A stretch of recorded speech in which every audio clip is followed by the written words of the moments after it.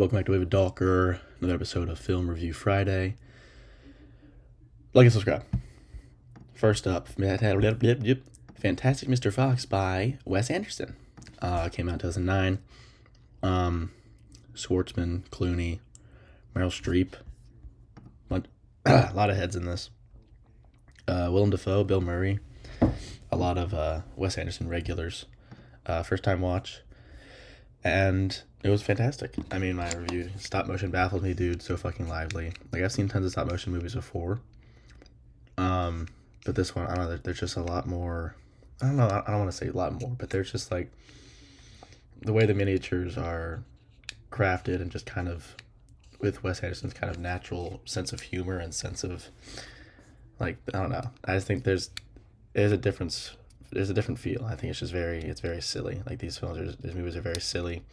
I like all the Foley recordings that Clooney would do for this movie, where he's like actually eating, to get that clip of him eating, like he's actually driving when he's talking to the Bill Murray guy, I think, or whatever. Yeah, I mean, it was really fun, really cute, and lived up to my expectations, and it's just fun. And it's cool seeing Wes Anderson's kind of very like picturesque, symmetrical composition, but just applied to stop motion. Very fun. Next up, The Conversation by Francis Ford Coppola.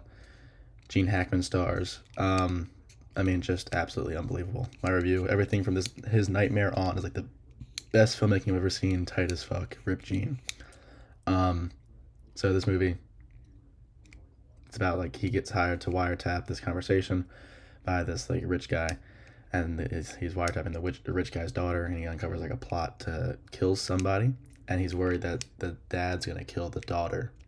That's a whole thing, and he has this nightmare about, like, I think it's like a 2-hour movie, so I'd say probably around the halfway point of like the daughter dying, and it just like really comes out of nowhere. Like, I really like actually jumped, and like I felt like my stomach sink, and everything from that moving on, like his paranoia and everything just like ramps up. Like, it's kind of slow that first hour, but the second half is just absolutely just unbelievable.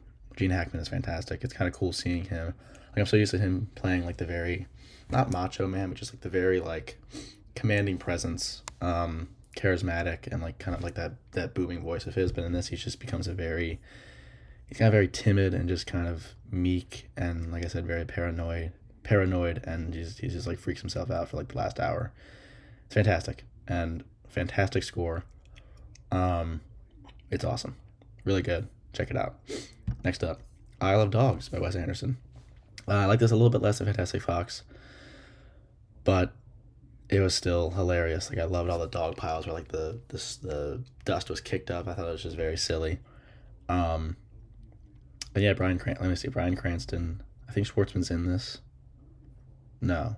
Schwartzman, Norton, Murray, Goldblum. Yeah, Greta Gerwig.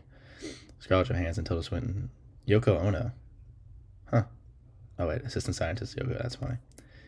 I need to rewatch this. I was kind of eepy during my watch through of this, but I still thought it was fun. In my review, I proposed splitting Wes Anderson in two so he can make stop motion and live action films simultaneously.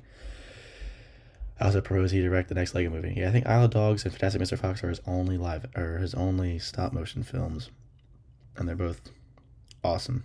So I'd love to see him do more. Because he has Phoenician Scheme coming out, like Grand Budapest, obviously beloved. I enjoyed Asteroid City, like he primarily live action films besides Isle of Dogs and Fantastic Mr. Fox. But I'd love to see him make some more of these because they're just very fun, and I love the style. Next up, Too Fast, Too Furious by John Singleton, who did all these movies. Boys in the Hood. How about that? Shaft. Okay. Yeah, Too Fast, Too Furious.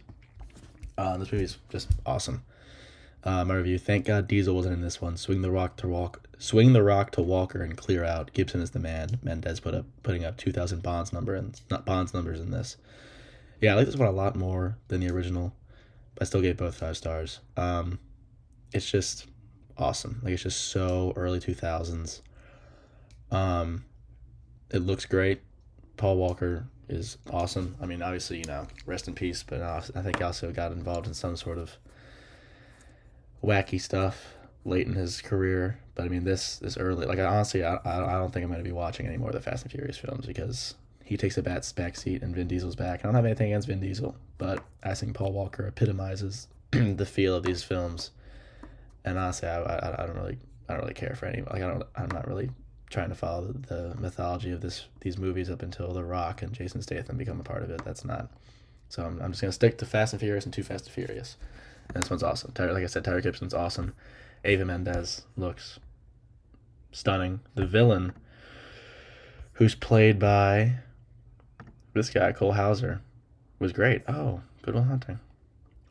Yeah, I thought he was really great.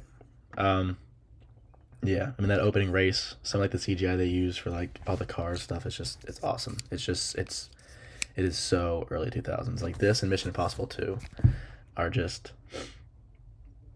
like catalysts of that early 2000s feel. I love it. Movie's awesome. I said forget about it, cuh. Just one of the best line deliveries ever. I totally butchered it, made it bad. But next up, Inglourious Bastards by Quentin Tarantino. Don't know what else to say. Don't know what else I can say about this that hasn't been said. I mean, yeah, I think that's fair.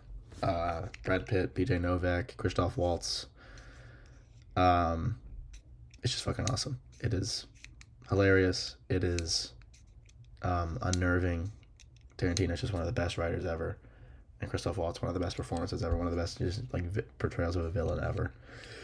It's just fucking awesome. I think the score to me is really underrated. I don't know if it's underrated, but I don't know if any part of this is underrated. But the score really stuck out because it has that like it has that mid 20th century feel where it's like those very like big brass, big strings. Like let me pull up a scene. I think of specifically.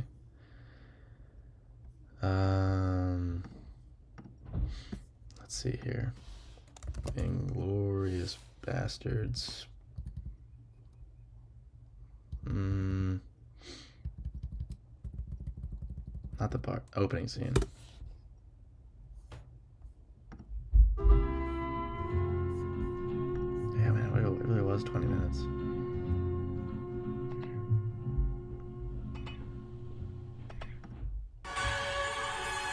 Yeah.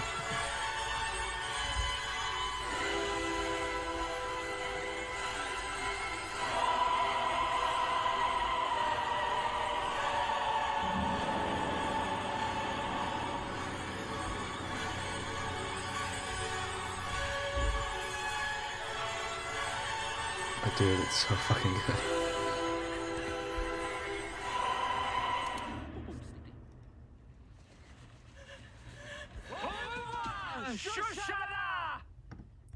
Tarantino's the fucking boss, dude. So fucking good.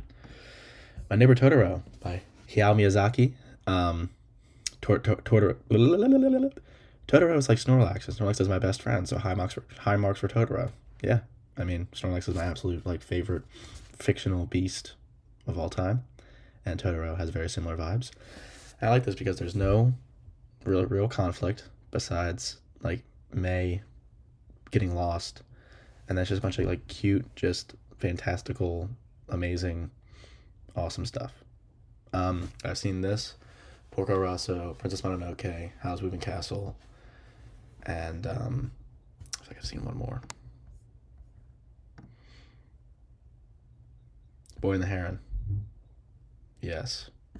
And I think it's not my favorite of the ones that I've seen. Porco Rosso takes that. But I think it's my favorite visually. Like I think the watercolor landscapes in this is just absolutely gorgeous. It looks so good. Like I just want to jump in. And I want to jump into all the movies, but I just think this one, just looking at that kind of like Japanese countryside, just looks so visually appealing and so cozy and comfortable. I loved it. Very good. And finally, Hard 8 by Paul Thomas Anderson. Gwyneth Paltrow, John C. Reilly, Sam Jackson. Why didn't Sam Jackson work with PTA again? Yeah, I mean, I thought he was fantastic in this. Really good. Not my favorite, probably my least favorite of the PTAs that I've seen, and that's saying a lot because I adore like every other one of his films. But yeah, I thought they were really great performances. That final act is really strong. Just when everything kind of begins to wrap up, I don't want to spoil it. There's kind of not like a big twist, but just like a big moment that I don't want to reveal. I thought Paltrow was really great in this. There's a scene with Philip Seymour Hoffman where he's absolutely hilarious, but that's like every scene that he's in. It was great. I really like the score. There's like a piano bit that keeps coming in that I thought was really strong. Um, it's just kind of cool, like seeing like this is PTA's first feature. And it's just kind of cool. Like, let's see. Yeah. Like, it's just kind of cool to see his like visual language develop. What is this? But he has like I don't know. It's very distinct very early. Like if you I don't know how to explain this. He's just the best. I love him. And his style is just very evident very early on, and he sticks with it. And it's great. And it's awesome. I think a big thing that he does is just kind of cross cutting between people in different predicaments and just kind of seeing them unfold at the same time. That's kind of my understanding or my interpretation of kind of how like a distinct style of his. But I don't know. I love PTA. Very excited for one battle after another. So those are the films I watched this week. What films did you watch this week? Let me know in the comment section down below, and I'll see you guys in the next video. Peace out.